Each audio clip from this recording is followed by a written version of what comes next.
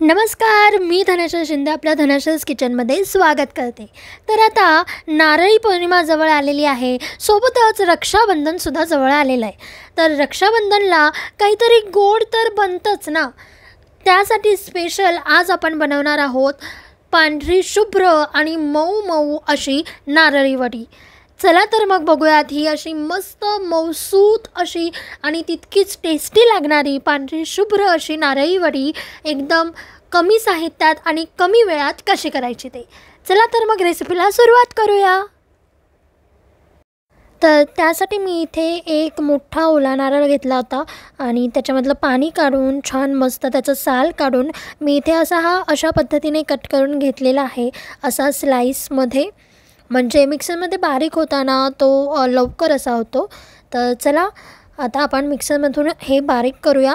तर मी एक नारळ घेतलेला आहे इथे आणि आता ह्याचा चव किती होतोय ते आपल्याला बघायचं आहे। चला तर मग त्यासाठी मी हा मिक्सरमध्येच बारीक करून घेणार आहे। थोडा थोडा करत आपण हा बारीक करून घेऊ। तर इथे मी नारळ छान असा बारीक करून घेतलेला आहे मिक्सरमध्ये। साधारण अर्धा ते 1 मिनिट आपल्याला लागतो। मिक्सर थोडासा बंद चालू करत केलं की मग सगळे नारळाचे तुकडे एकदम छान असे बारीक होतात। तुम्ही ते बघितलं असेल, आपला नारळाचा चव तयार आहे। चला तर मग हा किती झालेला आहे हे आता आपण मोजून घेऊया। तर इथे मी नारळ जो आहे ते त्याचं साल काढून घेतलेला आहे, त्यामुळे आपली वडी एकदम पांढरी शुभ्र अशी दिसते। तर इथे 1 कप नारळाचा चव झालेला आहे हा, आणि अजून आपल्याला नारळ जे आहेत ते बारीक करून घ्यायचे आहेत। तर मी आता हे सगळे नारळाचे तुकडे बारीक करून घेते। हा 1 कप आणि बहुतेक मला असं वाटतं की याच्यामध्ये अजून 1 कप नारळाचा चव होईल।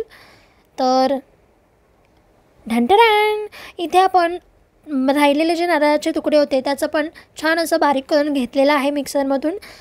साल काढायला विसरू नका, साल काढल्याने काय होतं, त्याचा जो कडकपणा आहे तो येत नाही आपल्या वडीमध्ये, आणि सोबतच वडी जी आहे नारळाची वडी ती एकदम पांढरी शुभ्र अशी होते। तर आता इथे आपण एक पॅन घेतलेला आहे, त्यामध्ये 2 टेबलस्पून तूप टाकून घेऊया। तुपाने स्वाद खूप छान येतो, त्यामुळे तूप टाकायला विसरू नका। तर आता तूप थोडंसं मेल्ट होऊ द्यायचं आणि थोडंसं गरम करून घ्यायचं तूप। तर इथे तूप गरम झालेला आहे, तर यामध्ये मी आता हा जो बारीक केलेला नारळ आहे तो टाकणार आहे। तर तुम्ही नारळ जो आहे तो खवूनसुद्धा घेऊ शकता, किंवा मग असा मी जसा मिक्सरमधून बारीक करून घेतलेला आहे तसासुद्धा बारीक केला तरीही चालेल, खूप छान मस्त असा बारीक होतो। आणि खवून घेताना आपल्याला तेवढे जास्त कष्ट लागतात, वेळही जास्त लागतो, आणि काही वेळा काय होतं की त्याचे साल आहे ते सुद्धा येतं। तर आपल्याला एकदम पांढरी शुभ्र अशी नारळाची वडी करायची आहे, त्यामुळे शक्यतो मिक्सरमधूनच जर का तुम्ही नारळ बारीक करून घेतला तर ते तुम्हाला इझी जाईल। तर इथे मी 2 कप नारळाचा चव घेतलेला आहे, तुम्ही बघितलंच असेल, मेजरमेंटनुसारच मी टाकलेला आहे। तर हे नारळ जो आहे तो छान असा आपल्याला मिक्स करून घ्यायचा आहे, थोडासा फ्राय करायचा आहे। छान असा तुपाचा स्वाद त्याच्यामध्ये आला पाहिजे आणि त्याच्यामधलं जे मॉइश्चरपणा आहे तो थोडासा निघाला पाहिजे। त्याच्यासाठी छान असा भाजून घ्यायचा, म्हणजे काय होतं, नारळाची जी वडी आहे ती खाताना अजूनच टेस्टी अशी लागते आपल्याला। त्यामध्ये नारळ जो आहे तो असा कचकच असा लागत नाही। तर 3 ते 4 मिनिटं नारळ जो आहे तो मी छान लो फ्लेमवरती मस्त असा फ्राय करून घेतलेला आहे। आता यामध्ये आपण ॲड करणार आहोत मस्त असं साईचं दूध। तुम्ही स्पेशल दूध जरी घेतलं तरीही चालेल, किंवा अमूलची जी फ्रेश क्रीम असते ती घेतली तरीही चालेल, किंवा दुधावरची साय घेतली तरीही चालेल। याच्याने काय होतं, त्याचं टेक्स्चर जे आहे, वडीचं टेक्स्चर ते छान असं येतं। त्यासोबतच दुधाचा जो थोडासा स्वाद येतो ना तो खूप छान आणि मस्त लागतो नारळी वडीमध्ये। तर आता यानंतर आपल्याला अजून 1 मिनिटं थोडंसं फ्राय करून घ्यायचं आहे। ही सगळी प्रोसेस आपल्याला लो फ्लेमवरतीच करायची आहे, कुठेही आपल्याला गॅसची फ्लेम वाढवायची नाही आहे। सगळी प्रोसेस ही आपल्याला लो फ्लेमवरतीच करायची आहे। छान असं मिक्स करून घ्यायचं। त्यानंतर फ्राय करून झाल्यानंतर आपण यामध्ये टाकणार आहोत साखर। तर 2 कप आपला नारळाचा चव होता, त्यासाठी मी इथे 1 कप आणि वरती थोडीशी म्हणजे 1/4 कप अशी साखर टाकते। साखरेचं हे प्रमाण एकदम योग्य आहे. म्हणजे जेवढा आपण नारळाचा चव घेतलेला आहे त्याच्या हाफ आपल्याला साखर टाकायची आहे. मी इथे त्याच्या हाफ टाकून थोडीशी वरती म्हणजे अजून 1-2 ते 3 टेबलस्पून अजून थोडीशी जास्त अशी साखर टाकलेली आहे. तुम्ही तुमच्या अंदाजाप्रमाणे सुद्धा साखर टाकू शकता. पण जर का तुम्ही 2 कप नारळाचा चव घेतलेला आहे तर त्यासाठी त्याच्या निम्मी साखर टाकलीच पाहिजे. तर चला आता हे सगळं छान असं मिक्स करून घेऊया. आपल्याला हे सारखं असं मिक्स करत राहायचं आहे जेणेकरून ते खाली लागू नये, नाहीतर आपल्या वडीचा कलर चेंज होऊ शकतो. तर इथे साखर जी आहे ती मेल्ट झालेली आहे आणि त्यामुळे आपलं मिक्सचर जे आहे ते थोडंसं असं पातळ असं झालेलं आहे. घाबरून जायची काही गरज नाही. आत्ता आपल्याला हे साधारण 6 ते 7 मिनटं लो फ्लेमवरती छान असं शिजवून घ्यायचं आहे. जोपर्यंत आपल्या या मिक्सरला थोडासा दाटसरपणा येत नाही तोपर्यंत आपल्याला लो फ्लेमवरती छान असं हे शिजवून घ्यायचं आहे. तर इथे मी साधारण 9 ते 10 मिनिटं शिजवून घेते आहे आणि लो फ्लेमवरतीच 9 ते 10 मिनटं आपण हे शिजवून घेतलेलं आहे. थोडासा दाटसरपणा आलेला आहे, तुम्ही बघू शकता. आता यामध्ये आपण टाकणार आहोत वेलची पूड. सर्वात लास्टला ही वेलची पूड टाकायची. नारळी वडीमध्ये वेलची पूडचा स्वाद पण खूप मस्त असा लागतो. ऑप्शनल आहे, तुम्हाला जर का नसेल टाकायची तर नाही टाकली तरीही चालेल.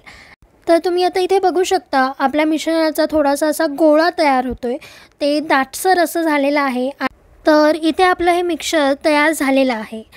पॅनला असं चिटकत नाही आहे म्हणजे आपलं मिक्सर तयार आहे. तर इथे मी एक ताट घेतलं होतं, त्याला छान असं तूप लावलेलं आहे. आधी तुपाने ग्रीस करून घ्यायचं जेणेकरून आपल्याला लगेचच पुढची प्रोसेस करता येते. तर आता हे गरम गरम असतानाच आपल्याला हे सगळं छान असं सेट करून ठेवायचं आहे. आपल्या नारळी वड्या ज्या आहेत त्या अगदीच पातळही नाही आणि अगदीच जाडही नाही, अशा प्रकारे हे आपल्याला छान असं सेट करून घ्यायचं आहे.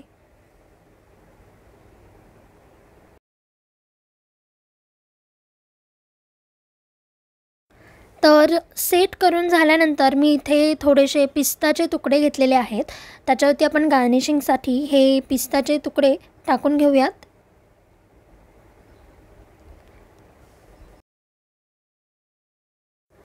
आणि आता ते पिस्ताचे तुकडे आपल्याला या मिश्रणामध्ये छान असे दाबून घ्यायचे आहेत, प्रेस करून घ्यायचे आहेत, म्हणजे ते त्याच्यामध्ये छान असे बसतील. ही सगळी प्रोसेस ते मिश्रण थोडंसं गरम आहे तेव्हाच करायची आहे. सोबतच हे मिक्सर जोपर्यंत थोडंसं गरम आहे तेव्हाच आपल्याला ह्याच्या वड्या पाडून घ्यायच्या आहेत. कारण की जर का हे मिक्सर थंड झालं तर मग आपल्याला ह्याच्या वड्या नीट पाडता येणार नाहीत. म्हणून थोडंसं गरम असतानाच वड्या आपण करून घ्यायच्या. तुम्हाला ज्या साईजच्या ज्या आकाराच्या वड्या पाहिजेत त्या तशा तुम्ही वड्या करून घेऊ शकता. तर मी इथे साध्या सिंपल चौकोनी आकाराच्याच वड्या करून घेते.